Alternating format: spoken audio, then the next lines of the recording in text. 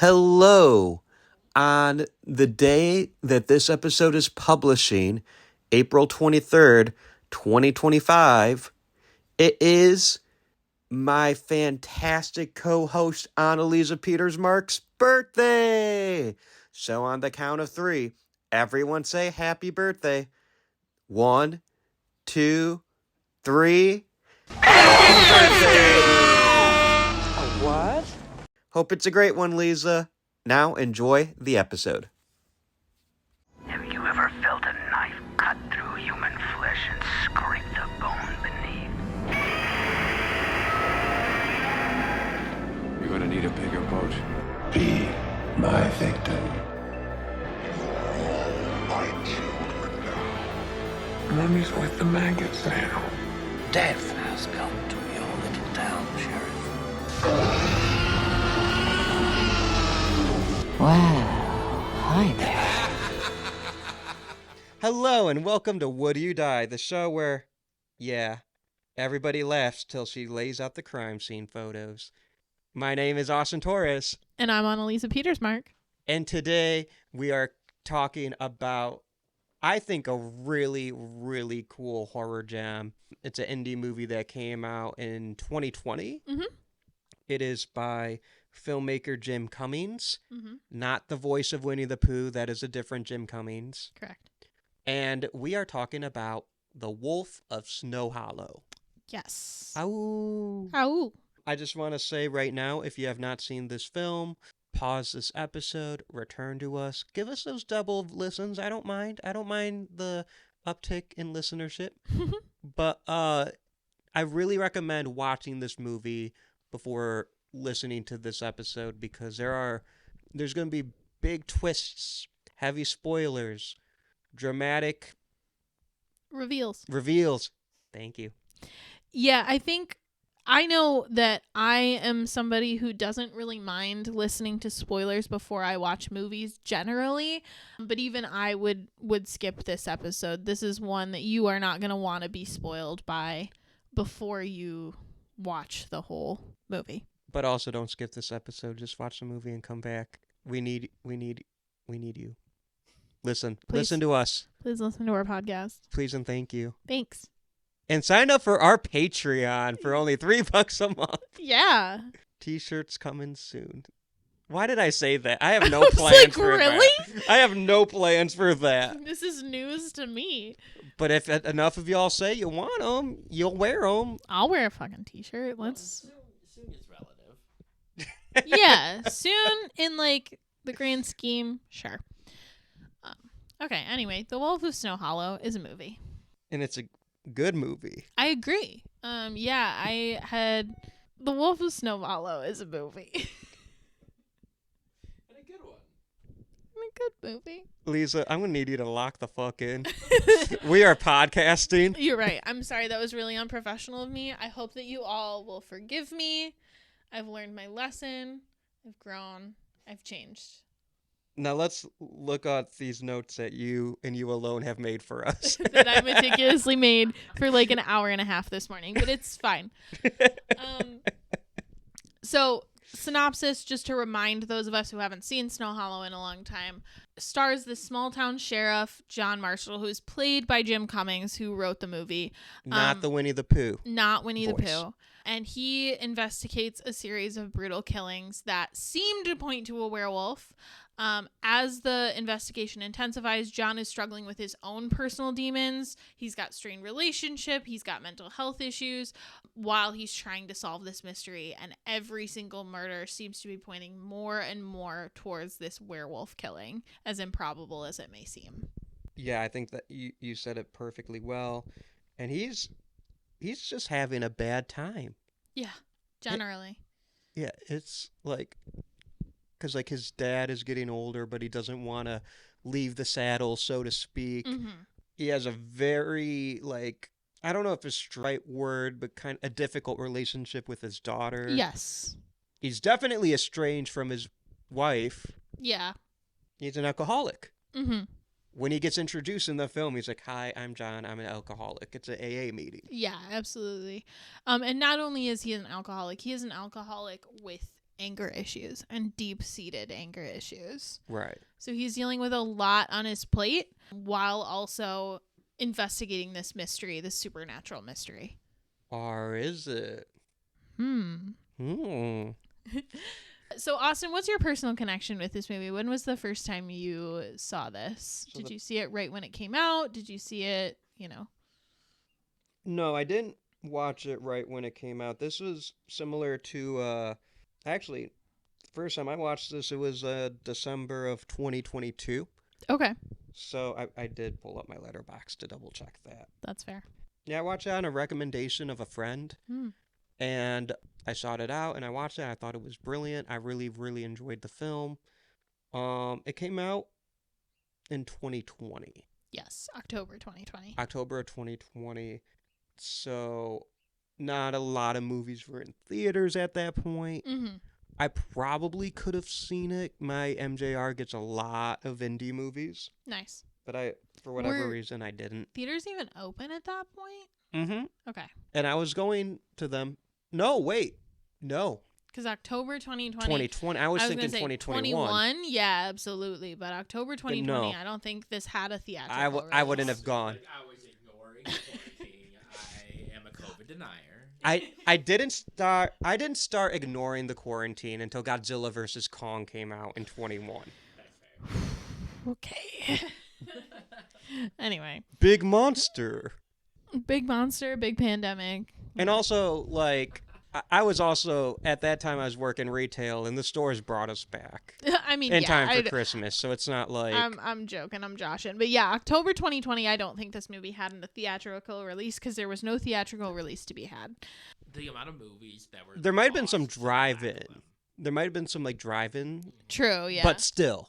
But yeah, to your point, the amount of movies that lost their theatrical release that really deserved it that year makes me sad every time I think about it, honestly. I think Freaky was one, too. Yeah. Mm-hmm. The Invisible Man. I saw that in theaters. I saw that in the drive-in. Well, it's funny because The Invisible Man came out that February, so it got cut short. It just made it, but I think that movie would have made so much money. Yeah. That it lost out on a lot of money. Mm-hmm. I think the Sonic the Hedgehog movie had just come out. Yeah. Like, a lot of people were like, I saw Sonic the Hedgehog, and then the world shut down. And yeah, I'm glad my last movie before the world ending wasn't Sonic the fucking Hedgehog. Sonic the Hedgehog is a good movie. I don't care. What was... I don't think it's your last movie. Well, this is kind of... Since we're on this tangent now, what was your guys' last movie before the world shut down? Mine was The Invisible Man. Yeah, that's a good one. And my first one coming back was Godzilla vs. Kong. Nice. Jeremy, what was your... Do you remember your last movie? I don't, because I'm not a huge theater goer. He is now. It might have been an Endgame. Wow, that's like way previous. What about your... It's just a year before.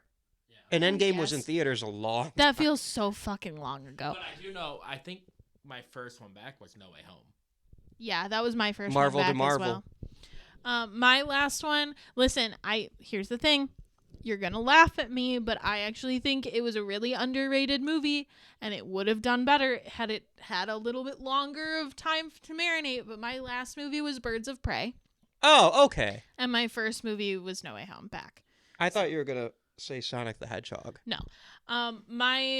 A lot of my friends' last movies was Cats, and that makes me sad for them. And that came out the same day as Rise of Skywalker. Yeah.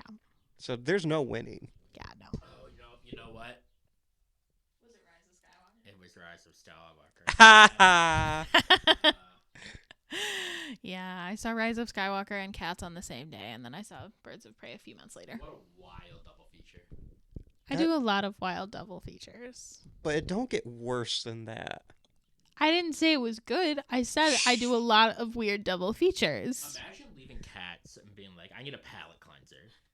And then going into Rise of Skywalker. With high expectations. It's fine. It doesn't matter. This is not the point. The best thing is watching Greta Gerwig's Little Women at a movie theater that's playing The Rise of Skywalker right next. And when a super dramatic moment happens, which I won't spoil for people who haven't read or watched Little Women, Mm-hmm. but when that scene happens and all you hear is next door, hey, hey! I did see Little Women after I saw Cats and Rise. That was a great movie. Everybody should watch that movie. Back to The Wolf of Snow Hollow. Hey, hey! So as far as like historical context for this movie goes, I think it came at a really interesting time. There's a quote from Jim Cummings, and I couldn't find the actual interview. I just found the quote on a Reddit page. So if I'm lying, that's my bad. But there was a quote that I saw that is at least attributed to Jim Cummings that said that this movie is kind of an homage to shoddy police work. And I think that is very timely for the time that this movie came out, because from 2014 to really the present, but particularly 2020 with the rise of like the Black Lives Matter protests, people stopped having absolute faith in police officers. And I don't mean just like general like certain demographics of people. I mean like the populace in general. And I think this is a slightly lighter and more comedic way to look at that and have that lens, but I do think that that is partially why this movie exists, is because the police fail this investigation at every turn. Right. And for a lot of different reasons too. And I think you can say that, I don't know, I mean, regardless of your personal feelings towards police officers, I think you can read this in two different ways. Kind of, you can read it as almost in defense of police officers, because like they're people. Yeah, it does show like, hey, the reason that these people are going through this and maybe not giving it their all is because they have their own shit that they're dealing with. But I also think like, I mean, there is a scene where the librarian wakes John up, and he like starts and he's like, hey, next time a guy asks, or a police officer asks you to like bring him all the scary books in the library, and then you see him sleeping, maybe don't wake him up, because that ends with you getting shot. And I'm like, that's a very like violent thing to say. And he goes, it proceeds to be like, not me, but like someone else. Well, like somebody else, maybe. Yeah. And for next time. Obviously, like this is like, it toes the line of comedy horror. Right. But it is, so it's read as funny, but it also is something that like, you know, there's something to be said about like power tripping in that particular field that happens, that people you know, are wary with. So I think it is very in line with like the rising tensions against police from like 2014 on. And there's a moment where Jim Cummings' character is like berating one of the other cops, and he says something along the lines like, this is why people don't like police officers. Yeah. You're doing a bad job. Be better. And he's like berating him, and it's like, that is a good like, because this film would have been shot in 2019 or earlier. Yeah. Because thank you, Jeremy. Because film legend Robert Forster, who is in this film, and he's great in this film. Yeah, this is his last role. It's his last role. He died in 2019. Yeah. The movie is dedicated to him, by the way. As it should be. But yeah, I think it is very much, I mean, like I hesitate to say this because a lot of people who are younger than us, they remember very clearly like the Black Lives Matter movement of 2020 specifically, like summer 2020 mass protests, the whole summer basically. A lot of people who are younger than us don't necessarily remember like Ferguson, which for me, and probably for you guys as well, because we're all of similar age, you remember it very clearly being like late high school, early college. For me, I believe it was like the summer before my senior year of high school. And so the idea that like police brutality was kind of quote unquote brand new being talked about in 2020 is something that a lot of like, it's a misconception that a lot of younger people have right now. And that's not really the case. I mean, I'm sure it was even talked about before Ferguson. I just personally, that's the first time I, as somebody who was in high school when like the Ferguson incident happened, remember the first time like being spoken about, like with George Floyd, et cetera, et cetera. And I think those conversations were happening before we were born Of with like the course. Rodney King Yes. LA riots And the Detroit riots as well. I mean, in the 60s, right? yeah. Yeah. So I mean, this has been a conversation forever and ever, but I just mean in the mainstream right now. right. Yeah. Because there was also Breonna Taylor and Trayvon Martin. I mean, we could right. keep listing. I don't think this film really delves into police brutality. No, it doesn't delve into the reason why people don't trust police officers. I think just at the point of the film, it is pretty well established as amongst the townspeople, who are predominantly white, by the way. I don't think we see a non-white person. Like this at all. takes place in Utah. Like it takes place in Utah. Like these are Mormons, you know? Yeah. And so I think there's one black cop. yeah, you're right. There is one black cop. And so it doesn't really delve into like the racial tensions and reasons why people don't distrust cops, why people do distrust cops. But even the townspeople are not super trusting of the police force here. Right. There's a really fun rivalry between the coroner Yeah. and the Jim Cummings character. And like the coroner hates his guts. Yeah, he does. And we'll talk more about it, I'm sure. But at some point he goes, my 6-year-old daughter could have solved this case. Yeah. And like a lot of people are like, I could have solved this case. Yeah. And it's like, well, you're not. But you didn't. The other thing that I think was really interesting, and maybe not the reason that this movie exists, but the pacing and tension in terms of historical context was really interesting to me. This is not a jump scare heavy movie. No. It's not even particularly scary in like the traditional sense that we think of when we think of scary movie. You know what I mean? It's Right. very brutal and gruesome. Absolutely. But anytime you see like a dead body or blood, you know it's coming because like they've said like the police are on their way to go see the dead body or whatever. The tension is really built through John's like mental state starting to unravel versus Right. traditional jump scares, which I think is really unique for a time in history where we are focused on like immediate gratification versus like this slow build that this movie tends to have. Well, I think it kind of finds its home with the more artsier films around this time, like post Hereditary. Yeah. I think I don't think The Invisible Man is a slow burn, but we mentioned it, and I think Invisible Man, like, yeah, I agree. I think this is more of a slow burn type horror movie. Definitely a psychological thriller in some ways. But the violence in this film kind of reminds me of something like Silence of the Lambs, Yeah. or even Zodiac. Yeah. And with this being an investigation film, or Seven, you know, Yeah. tonally this movie's nothing like the Silence of the Lambs or the No, David no, Fincher no. films. But because this is more of a satire, I think. Yeah, definitely. Yeah, it is a really interesting. It's really interesting tonally to me, because it's not quite committing to like horror comedy or like horror parody or satire or anything.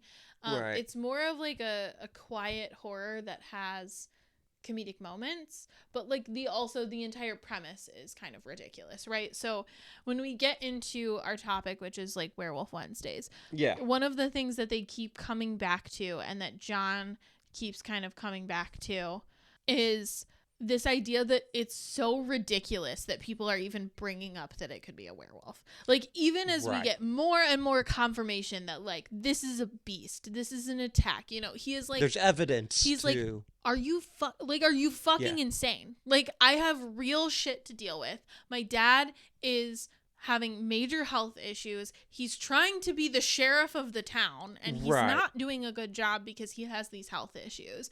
My daughter doesn't trust me. I don't have a great relationship with her. Her mom blames me for all of these things. Like, I don't have time to deal with you delusional people who are sitting here and telling me that a fucking werewolf is killing people. We have a Right. crime to solve. And so it does kind of like really like deal with that absurdity that I think a lot of other horror movies don't deal with, because, you know, you're supposed to have this suspense of disbelief. And of course, like we talked about Ginger Snaps last week. Right. So I'm going to use that as an example.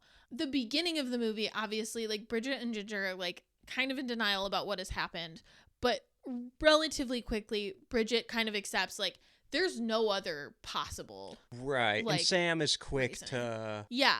And the drug dealer in Ginger Snaps. Yeah. In case you didn't listen to that episode. which you should. Whereas in this movie, John holds on to it until the end. He is like, no, this is ridiculous. This is a person. Why are you talking like this? You know, there's no suspending your disbelief if you're the main character in this, which I find interesting. Right. Especially because the film is pretty much from his Perspective, his perspective, yes. And when you do see the werewolf earlier in the film, you really don't. No. There's only one shot where you see the werewolf, and it's because most of the shots where you see the werewolf, it's either obscured or it's from behind, and Or it's simply just the aftermath. I mean, we don't even see a lot of the werewolf for most of the movie. I mean, we see, yes, you're right, we see glimpses, we see obscurities. There's only one shot where we actually see it, and it's such a cool shot. Yeah, I wanted to put it in the like little preview video I make. Yeah, I wanted to put that shot, but I was like, that's the best shot in the movie. Right, like you need to watch it. You need to watch the movie. Like, it's so good in context. Because that's the first time you actually, and really the only time you see the werewolf, and the werewolf is tall. Yes. And that's important. That is important. And one of the things, so this is the thing, is like we as the audience kind of go back and forth, right? The whole time. We see this werewolf. We have seen it. But we also are listening to John, and we're seeing the evidence from the crime scenes, and it doesn't track that this is like an animal that has no logic, which is kind of like the werewolf myth. He, not to be gross, but he takes the first victim's vagina. He rips the girl's vagina out and takes it. The second girl lost her head. There's like, is it a deer or something that has with like a handprint? With a handprint, and then it's been cut out like surgically. Yes. And so like none of it really tracks with a werewolf. So we're understanding on one level that John should be right if we're following the evidence that John is getting, which is not the view that we're getting of the wolf.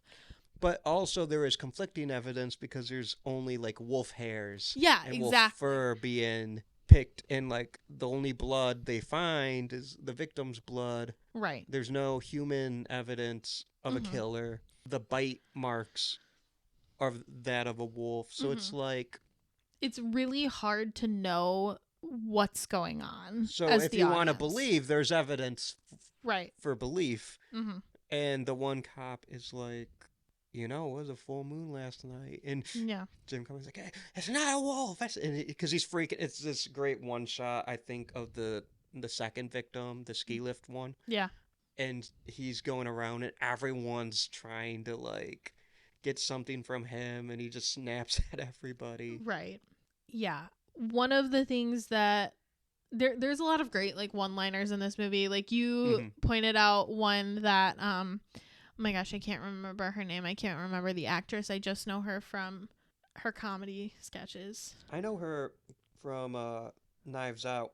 Oh yeah, she is in Knives Out. I forgot. She's Michael Shannon's wife in Knives Out.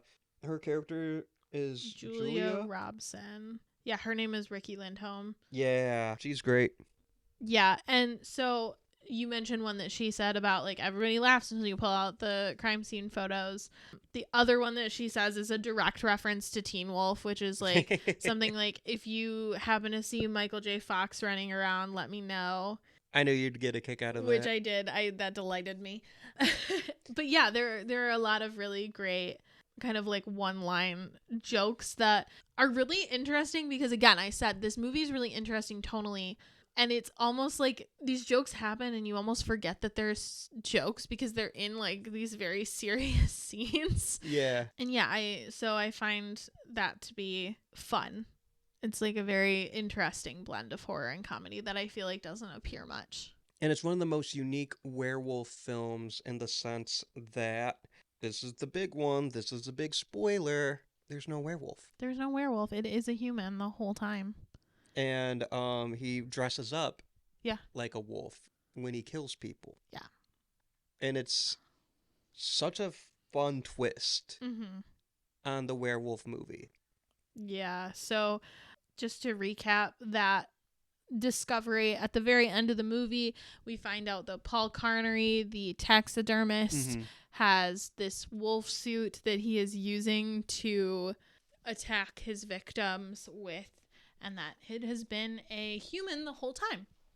Yes. And I think that is really an interesting way to play on the werewolf legend. So the big theme is of the story is this idea that John has this like psychological instability. He is really mentally struggling with a lot of things, like we've already talked about, but specifically his own alcoholism and his anger issues as a result of these external factors, right? Yeah. But it's really interesting because they chose to put this in a werewolf movie, and we've talked about the werewolf myth and the werewolf legend a bunch of times up to this point, and how it is like wild and unpredictable, and how it is gory and messy. And it's pretty much this giant metaphor for what John is going through internally. He is not the perfectly recovered alcoholic who is super disciplined, and like when we think of a recovered alcoholic stereotypically, I know this is not the way it always is in real life, but we think of somebody who is disciplined every day and has to think about it every day and is, and that's not John. John is struggling when we meet him. And, it's a really interesting metaphor, especially considering his anger issues, to the point where there was a point where I almost thought, I was like, is John like having mental breaks, and is he the werewolf? Like, because of his anger issues and his, psychological stuff. And most of the time we don't see him and the werewolf in the same spot. We see him chasing after it. We see him at the crime scenes afterwards, but we don't see them in the same spot. So there was a point where I was like, is that the twist? So that was really interesting. I bring up that big twist so we can kind of talk about how that kind of is in line with the werewolf lore. Mm-hmm. There's a scene I believe it's after the character John, he's been doing the reading, right? He's been researching.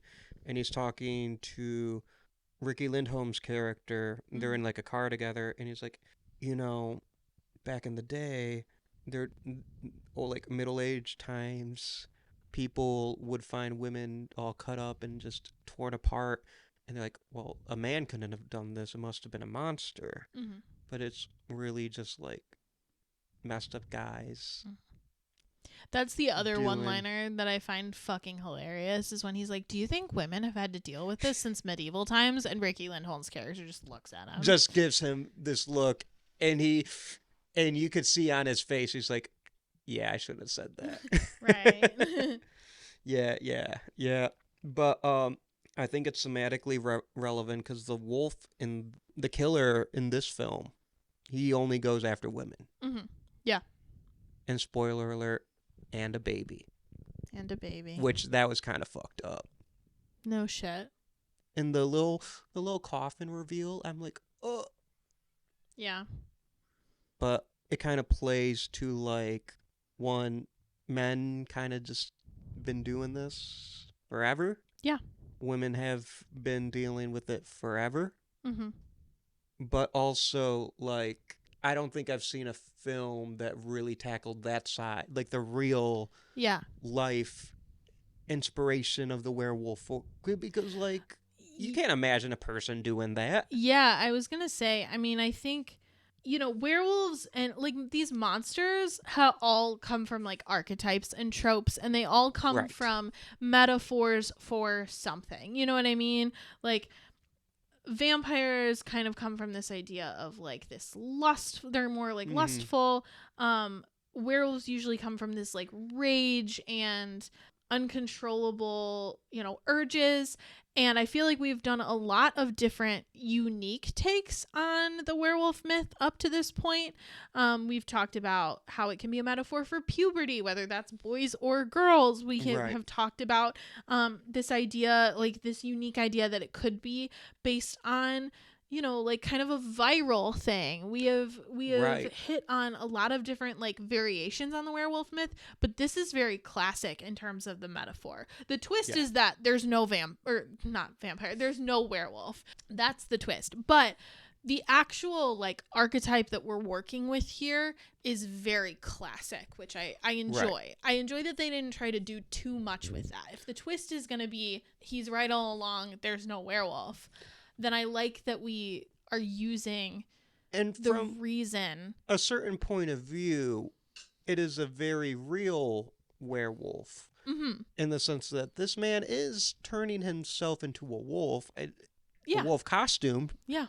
It's not supernatural. It's not, you know, It's a literal interpretation of it. it's a man putting himself in a suit, but at some point we got to acknowledge that this dude like thinks of himself Yeah. in this way. So mentally he's probably like, we don't really dive into this character's psychology, Mm-hmm.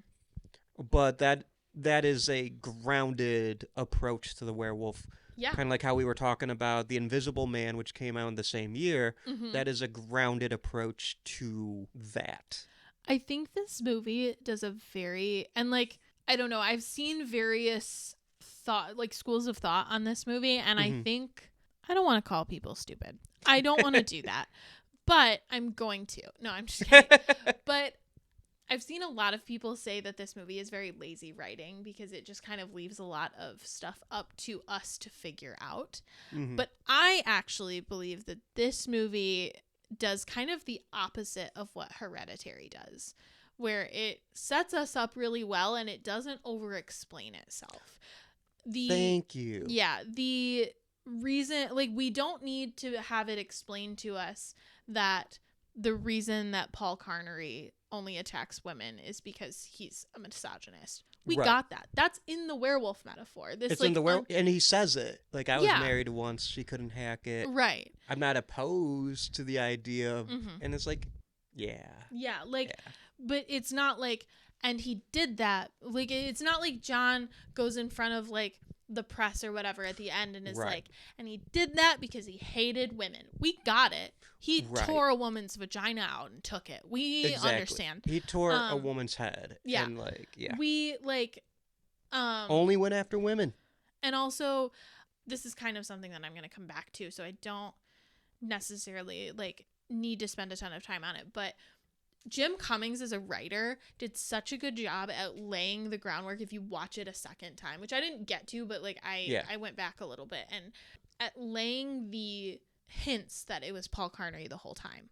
Like, we Right. see him early on and he's very angry and confrontational because he is the Airbnb Owner. Yeah. and then he mentions that he has a wife early in the movie. He doesn't. He says Right. that later.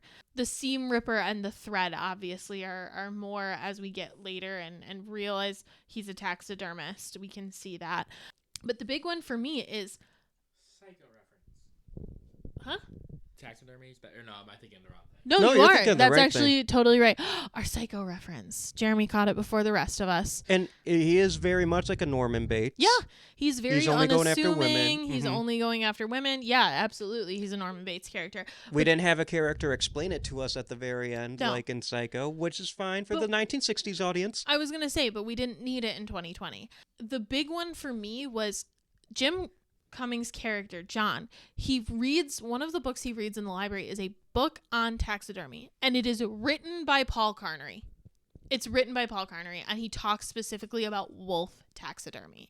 And so, like, is that alone indicative that he is a serial murderer? Of course not. But with all of the other clues, it's not necessarily like a whodunit film, so it's not something we could have figured out on our own, but Right. it is something that when you go back and look, you're like, oh, this isn't just tacked on at the end. The clues are laid out for you. You can see how this is heading towards this moment. Right. Mhm. And like, so Jimmy Tatro is in this film. Yes. He's like a big YouTuber. Mm-hmm. He's partners with Zoe Deutsch In real life? in real life. Oh, I love that for them. Mhm. In the movie, he has a Chihuahua. That's true. That's it. No, anyway, no. It's like, so I made this very elegant point, and your Chihuahua. point is the Chihuahua. Okay. No, I bring him up because he's the one that kind of brings back the The seam ripper, Yeah. right? And that gives Officer Julia the, oh shit, Yeah. And then you kind of get that Silence of the Lambs reveal. Mm-hmm. Jim Cummings is there Yeah. at the house Right. where Buffalo Bill, the Wolf of Snow Hollow is. Yeah. I just love the way that the audience is guessing until the very end. I think that's really interesting. I will say this movie, it did not grab me right away, but I feel like the last half of the movie, I mean, like, it wasn't bad by any means. I wasn't like sitting through it like this is a slog, because the movie's only 120 minutes, or not 120, 90 minutes. It's an hour and 20 minutes, which is length. Tight 90. Love that. Do more of that. Stop giving me 4-hour movies to sit through where half the plot doesn't have anything to do with anything. Anyway, Especially if you're a Marvel movie. Come on. stop. That's not the point. The point is that I wasn't like bored, but I was just, you know, I wasn't hooked yet until we started to get to like the last half of the movie. And that's when you really start to get to like, is it a werewolf? Is it a person? I still don't know. Because you kind of you have the beginning of the movie where you see the wolf. So you're like, yeah, it's a werewolf movie. Welcome. Right. It's also called The Wolf of Snow Hollow. Wonder what this one could be about, you know?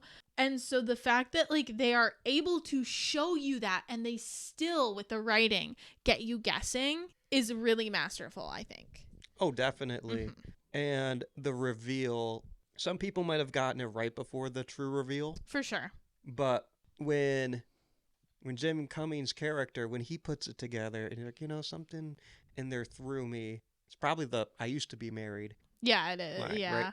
That or the asking him about his daughter kind of thing. Yeah. But when he goes, do you mind standing to your full height for me? Mm-hmm. And then Paul Connery is smiling, and then the smile goes away. He just turns. Yeah. And then he's in the door crack, and the shadow is on his face a bit, and he just stands and stands and stands, and this Until motherfucker. he's like 7 foot. Yeah, he's 7 foot. Could probably play 1v1 Yao Ming on the basketball courts, shooting those hoops. It's terrifying. It is a very scary reveal. Yeah. And Jim Cummings like, yeah, I thought so. And yeah. then police chase ensues, but he's almost resigned to it even before he leaves the house. Like, he hears the comment and you can see him register it, and then he walks out and he walks towards his car, and you see him stop, and you're like, you see him go like basically like, oh fuck, okay, yep, I have to go back. And then he goes back and he asks the question. He comes to his full height. He closes the door and like runs to the back, and then John calls for backup, realizes nobody's coming, and jumps back in. Yeets himself through the window. Yeah, and is like, all right, I guess I'm doing this on my fucking own. It is a great moment. Is the fucking definition of like, if you can't get something done right, you have to do it yourself. Because it feels like every single moment with that police station is him doing this shit like himself. Exactly. You know? I love that moment. And then, it's just a great reveal. It's just one of those, like, you don't get them too often, but you get these, like, damn. Yeah. That feels like a movie. It's a movie that feels like a movie. Yeah. It's like, if we're talking about The Invisible Man from the same year, that movie has a moment, which I'm not going to spoil. This is not an Invisible Man episode. Mm-hmm. But if you know, you know. I don't, but that's okay. Jeremy probably does. But yeah, I mean, I just think like using the werewolf myth as kind of a metaphor for his unraveling psychologically. Right. But also having the twist be that like, yeah, this is what man is capable of. I think that's a really good lesson for John as a character, because he has this kind of unchecked anger. And, you know, even he at the end, like, starts to kind of wonder, because he wouldn't check out books about werewolf myths if he didn't. He starts to kind of wonder, okay, am I crazy? Is this a werewolf? What is going on? And when he has the realization that, like, no, I was right. This is a man. Right. He has to reconcile with himself. And again, they don't over explain this, which I think is beautifully done. There's a scene at the end that I'll talk about in a second. But they like, he has to reconcile with himself that, like, that's what unchecked anger does. Yeah. That's what that does to people, is it becomes this rage that boils over and you hurt people. Mm-hmm. And at the end, the very last scene is he's dropping his daughter off for college. And I like that they don't have necessarily the most beautiful repaired relationship already. Like, it's Right. very much still, like, there's tension there, whatever. But he tells her, like, he's left her some protection. And she opens up. Condoms. Well, and she opens up her door and there's condoms. But then she looks under the condoms and it's very much implied that he's left his gun there as well.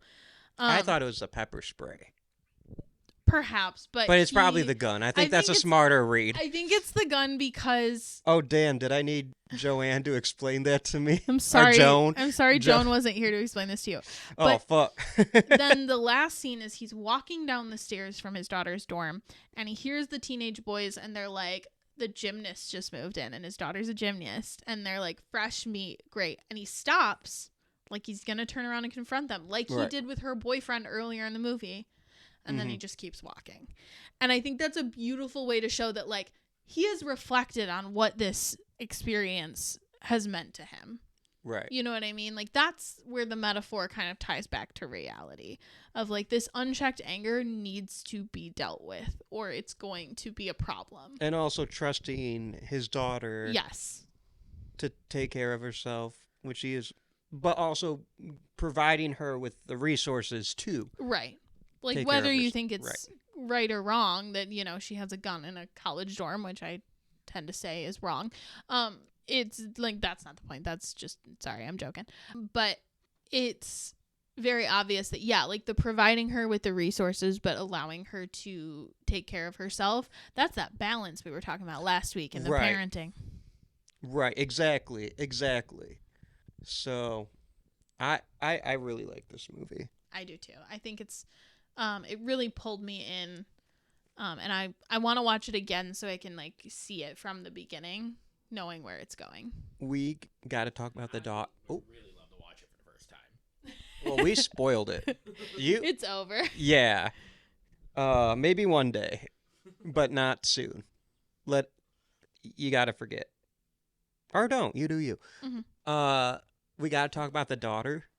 Yeah. She is played magnificently by Chloe East. Mm-hmm. Chloe East has kind of just jumped on my radar. She was in The Fabelmans, so obviously she jumped on Steven Spielberg's radar. Mm-hmm. Not a bad radar to be on.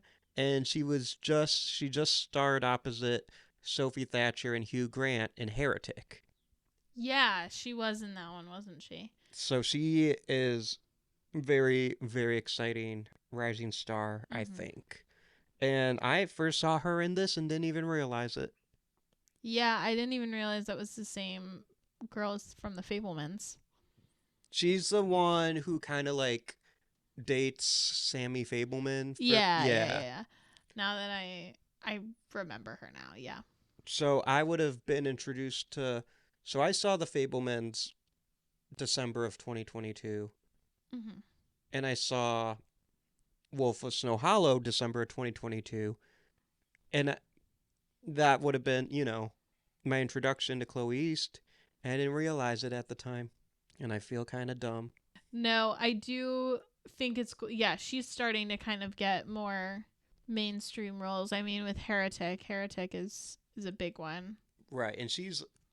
I would say she is the lead in a film with 3 leads. Yeah. That's what I've gathered. But yeah, she's great. She's great in this. I just want to make sure we gave her flowers. Definitely. Wonderful. All right. Ready for our superlatives? Already? I feel like we could keep talking about this film for 19 hours. We maybe could, but yeah, we've covered all my notes. So if you have more. Robert Forster? Yeah. I love him. I love him too. He's my who would you save? Oh, spoilers. We didn't have to do that just yet. You really want to superlative this up. Superlative. Superlative. So who would you save? I would save Robert Forster. No, I bring him up here specifically because obviously this was his final role. But he is, and he's excellent in this, but he's just excellent in general. Obviously, like a legend in his own right. Yep. And I can't believe they got him for this movie almost just because it is an indie movie, but at the same time, he's not usually like very snooty about the projects he takes. His last role was the Breaking Bad movie that wasn't very good. This came out after. Yeah, this movie came out in 2020. That came out in 2019. Yeah. El Camino? El Camino was pre-COVID? Yeah. Yeah. But post Breaking Bad. See? But no, I know things. He's in so much stuff. He's a character actor, I'd say. For sure, yeah. Like the character actor, probably. I always think of Alligator. He was in The Descendants. Oh, yeah. I always think of Alligator.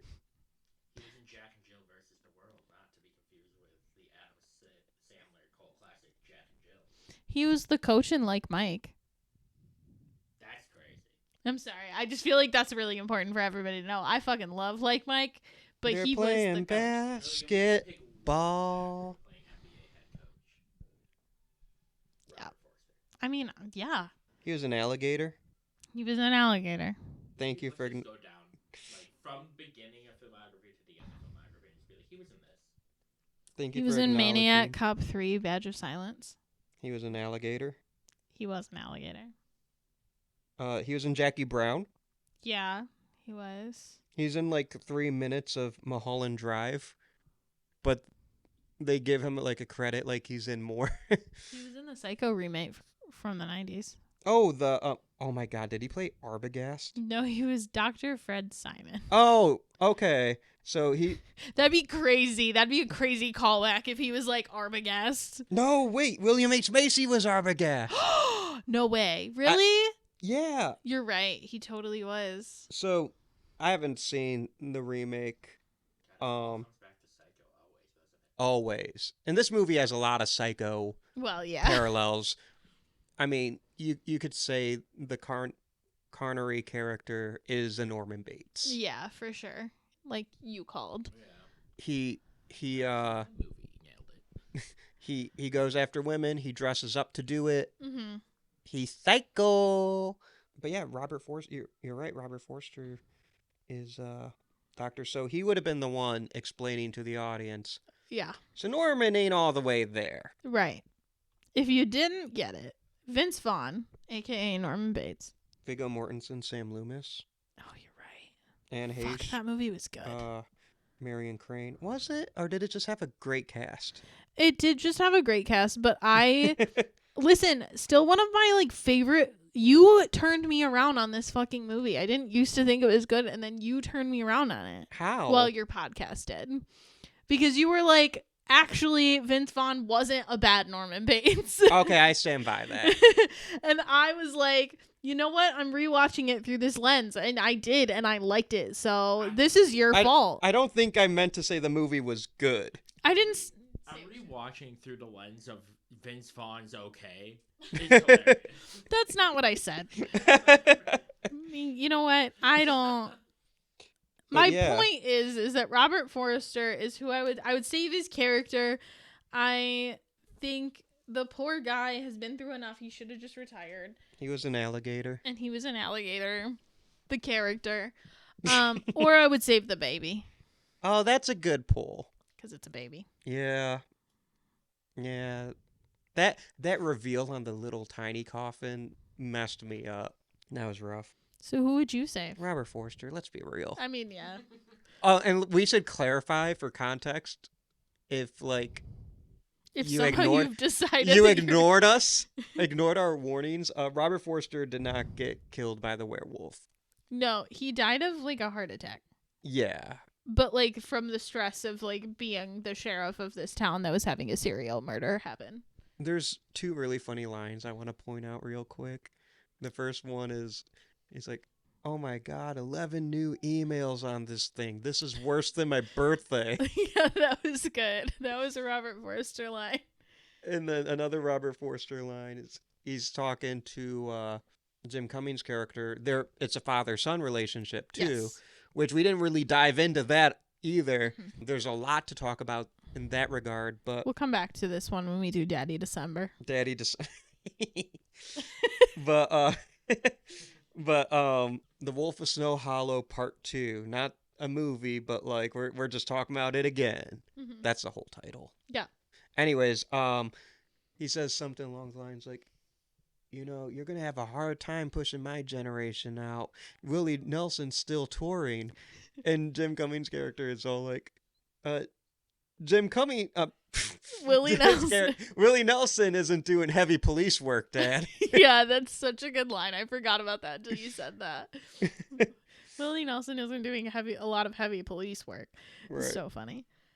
And the reveal that his dad, like, It's hard. it's really hard because, like, there's this great shot of both his dad and his daughter in the hospital together. First of all, so I want to point this out before we even get to the reveal. This poor girl, first of all, dad has a heart attack. Or, like, not a heart attack, but a heart episode. He's having heart pains, and so he tells Right. his deputy to take him to the hospital. And then daughter gets put into the hospital because she's attacked by the wolf and has head trauma. And they put them right next to each other. Like, they put their hospital beds right next to each other in the same room. Is that for? I feel like, yeah. I mean, like, Their family. That's beautiful. She had to watch her grandpa die, probably, while she was going through head trauma. Like, I just want to be very clear. Yeah. Her grandpa, like, he comes in to go visit his daughter, and she Well, said... we got to put even more context, though, Okay, for the people who ignored us. fine. Or maybe they're just revisiting through us. Right, exactly. But Jim Cummings, his character, he leaves his daughter and dad in the hospital. Mm-hmm. He goes to attack the kid who she was, like, hooking up with. Yeah. Just breaks into their home and just starts choking him out. And then, like, the dude bro's mom comes in and Pepper sprays him. sprays both of them, really. Yeah. And she's like, get out of my house. What are you doing here? You know? And then as soon as she realizes it's the police officer, she goes, Yeah. she immediately starts hitting her kid. She's like, why is he here? What the fuck did you do? Yeah. But, But so he was wasting time dicking around, right. fucking up his daughter's boyfriend. Right. Who, in fairness, he did, like, abandon her during the werewolf attack. Fair. But But not to still. justify what Jim Cummings' Right. character did, just to be like, But- he kind of had it coming. Right. But that's what Jim Cummings was doing. And then he comes to the hospital Right. and he enters the room and he's like, hey, sweetie. And then How's your head? how's your Yeah. head? And then she's like, Dad. And then he's like, I'm sorry. Like, I know I was. And she goes, no, Dad. And then she points to the hospital. And the bed. camera, like, And it's empty. reveals. And she's like, where were you? So, yeah, my point is And he that goes, she had to watch her grandpa die. And she's like, where were you? And tears are in it. And he goes, I was protecting the family. Yeah. No, the fuck you weren't. No. The family was here. The family was Right. protected. You didn't say goodbye to your dad. Right. And he missed out on that because of his rage. Mm-hmm. Yeah. This is a good movie. There's layers to this shit. Shit's elevated. This shit is so elevated, producer Jeremy. This shit's elevated. You know, I would even say this movie feels like a movie. It really does feel like a movie. Don't be mad if I insert the Mothra scream right here. Okay. So what is your favorite scare? So, I think there's not a lot of scares in this movie, Which we did talk about, yeah. but I'm going to say the ski lady, the ski instructor, Mm-hmm. the attack on her, Oh, yeah, brutal. because there's this great moment of her arm being, like, chopped off, Mm-hmm. and it's just, you can see the bone and it's splurting blood, and you know me, ew, goopy. Yeah. But this is when my favorite shot of the movie is when it's a wide shot, very wide, and you see the ski instructor trying to crawl away, Mm-hmm. and the werewolf, because at this point you don't know, the werewolf he just stands to his full height. Yeah. He's crouching and he stands to his full height and he drops her arm. Mm-hmm. It's very brutal. It's a wide shot, so it's not like it's in your face or anything, Mm-hmm. but it's like artistic. Yeah. You know, it's a beautiful shot. It's so well composed. Mm-hmm. And that it's not like a scare, but for me, Yeah. it's like my favorite horror moment. Mm-hmm. How about you? For me, it is when Paul stands to his full height. I think up to that point, you obviously know because you're in the scene with John. You know that he's the murderer, but you're not really thinking about like how tall he is because he's very Right. meek. He's hunched over, whatever. And he's sitting. So he's sitting for most of For it. a I lot mean, of like it, when he yeah. comes to the door, he's like hunched over and hiding. But when he stands up and he just keeps going, and you realize, oh, like it isn't like he didn't have to stand on stilts. He's not Right. like putting on, I mean, he is putting on a costume, but he's not like putting on extra stuff to appear bigger. Right. No That's platform what boots. he looks like. Yep. It strikes fear in your heart, even though you already knew that he was the killer. And he puts on a scary face too, Yeah. which he's like smiling and unassuming for the scene Mm-hmm. until he's not. Exactly. And it's like, damn. And it's even like it's not like when he asks him to stand up, he drops it immediately. For Right. part of the way while he's standing, he's like still smiling. It's very slow It's and very gradual. slow. Yeah, it's terrifying. It's spooky. Mhm.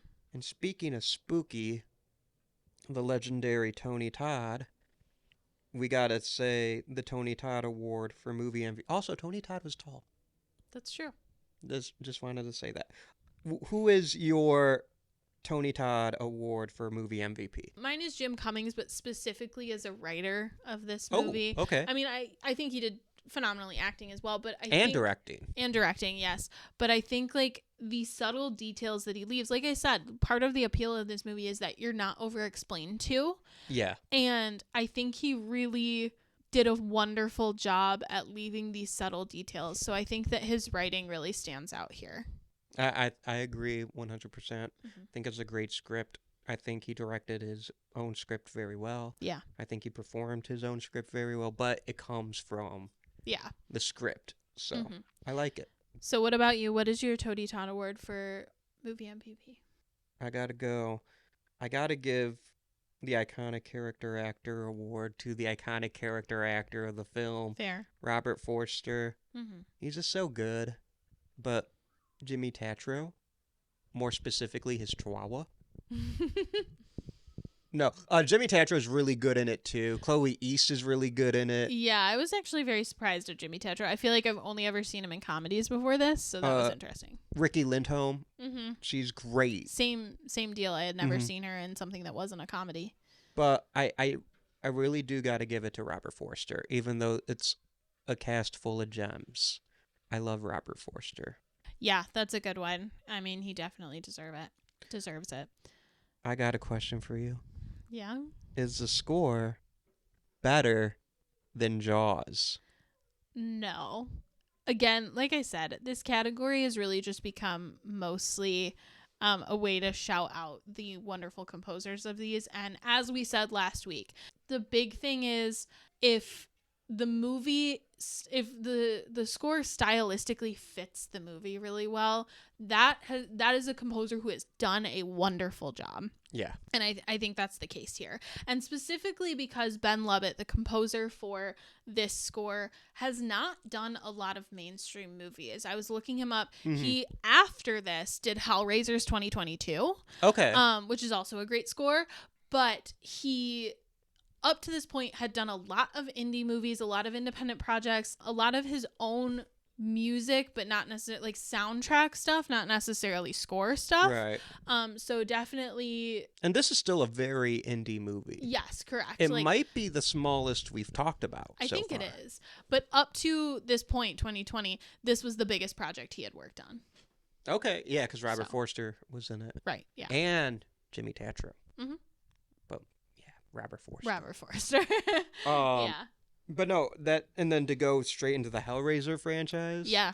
That's a pretty big deal. Right. That's some big shoes to fill right there. Yeah. So cool. I like it. So what about you? Is this a fine addition to your collection? Do you own it? Would you own it? How many times do you own it? I do not own it, unfortunately, but I would in a heartbeat. That's 2 in a row that he hasn't owned. That's crazy for him. It's more than that. Is it really? In a row? Oh, it's 3. It's 4. Oh, right. It's 4 in a row. You don't own a single werewolf movie we've talked about. Spoiler alert, next week will change. That's fair. That's crazy. What's surprising is I don't own surprising. Ginger Snaps. Yeah, that is surprising to me. Maybe my family has a copy of Teen Wolf in like VHS or something like that. Yeah, I feel like I would know if we had it, though. that's fair. Famously, I do not own werewolves yet. Mm-hmm. Nothing has changed Yes, in that I regard. do, though. But this is one I would gladly buy. I just haven't yet. Mm-hmm. I might, when I get home today, I might pick this up in Ginger Snaps on like the internet or something. Yeah, we'll see. Best Buy used to sell movies, and I used to use my Best Buy card all the time. That's why you have people in it, even. I used to be the people when they had the movies. When they had the movies, they had the people. I gave them so much business, and then they threw it all away. They threw away their shop, Just like Jose Miranda. but not Alexander Hamilton. I'm sorry. So, for those of you who don't know, I'm going to tell this fun fact because I learned it today. Jose Miranda is a baseball player for the Minnesota Twins, and he is also Lin-Manuel Miranda's cousin. Anyway, moving on. Which is funny because Lin-Manuel Miranda wrote and performed in the hit musical Hamilton, which changed the world for better or for worse as we keep Getting going. getting further in the future. But here's what I'm saying about that. If my cousin were Alexander Hamilton, but like the musical version, my walk-up song would be My Shot from Hamilton. That would be a good walk-up. I Anyway. am not throwing away my shot. Yeah. Get struck out. Well, probably. But that's not the point. Okay. A fine addition to my collection. I would love to own this movie. I would love to watch it multiple times. It feels like a movie that gets better after the second rewatch when you know where it's headed. I honestly thought you were about to say it feels like a movie. These are annoying. Anyway, but yeah, so I would really like to own this movie. I'm looking it up right now to see, because this one is so, they've got to make. I know, I wondered if it did have a physical release. When we get the soundboard, we have to put in. It feels like a movie. Yeah, you could get it on Amazon, you could get it on Target, you could get it on Walmart on Blu-ray for like $12, $11. I like the cover because it like kind of almost implies that he is the wolf, which is like the metaphor, you know? The one that we talked about. Yeah, and then for people who listened to last week's episode, I'm also looking up Ginger Snaps now. Yeah, you can get Ginger. You could get the Ginger Snaps trilogy. I might do that. Trilling it up. Yeah, Shout Factory has a collector's edition of Ginger Snaps. I'll probably do that instead. Get the collector's edition. Shout Factory is really good with... What? Just looked up Ginger Snaps on Amazon and just got a bunch of cookies. I need you to know I did look it up in movies and TV, so I didn't think that would happen. That's funny. But it's fine.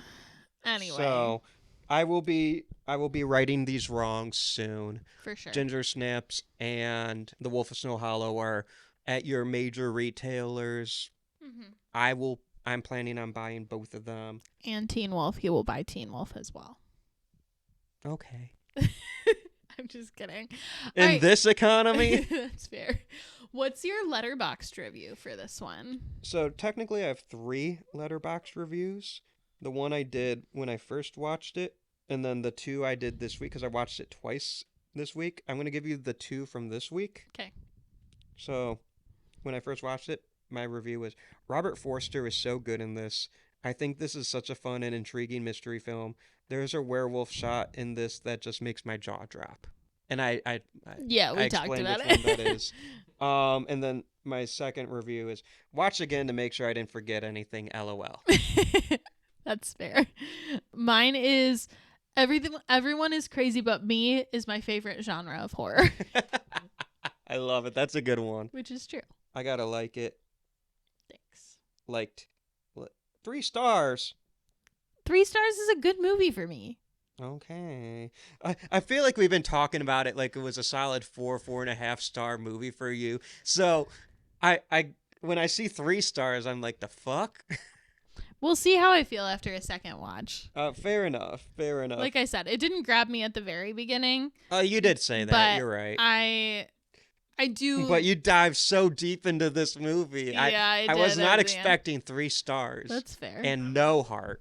I'm gonna start doing Letterboxd reviews myself on these movies, but only after we did them. And each one is gonna be like, just recorded a podcast on it before watching. After watching, 5 out of 5. I love it.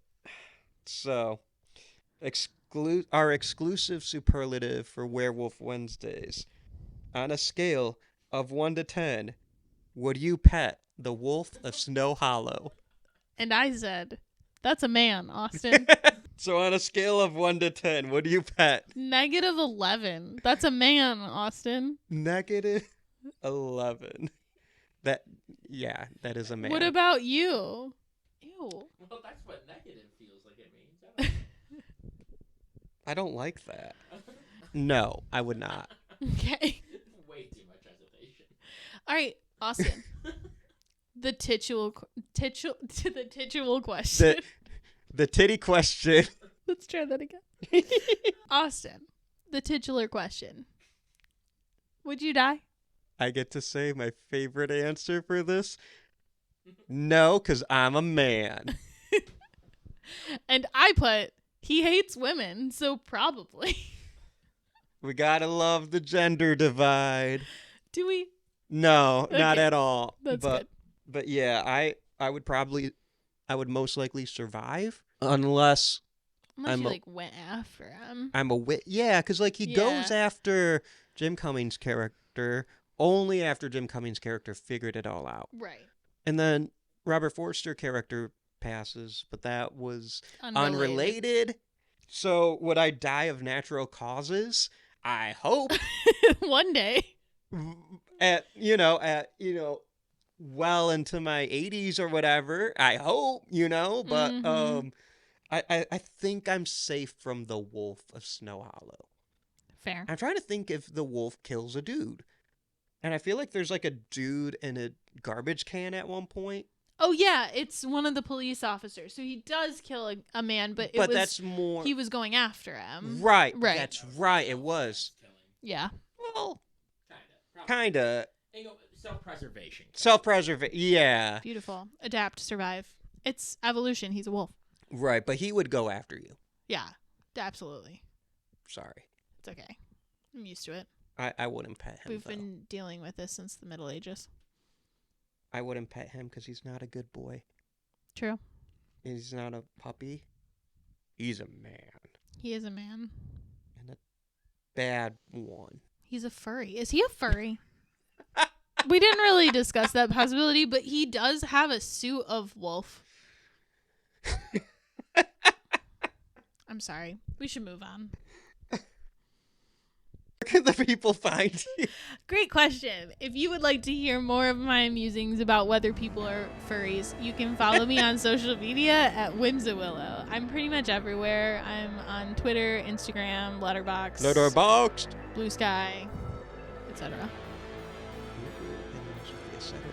What about you, Austin? Where can people find you? Y'all can find me at the various social media platforms at Austin M. Torres. You can also find the Would You Die social medias at Would You Die Show, Insta, Facebook, YouTube, obviously wherever you're listening to your favorite podcasts. I hope it's this one. Let us know. We do have a Patreon, only $3 a month. $3 a month. Help support us, live our spooky movie dreams. This show is produced by the iconic Jeremy Lippitt. The music you hear in the beginning and end of each episode is composed by the amazing Josie Palmer.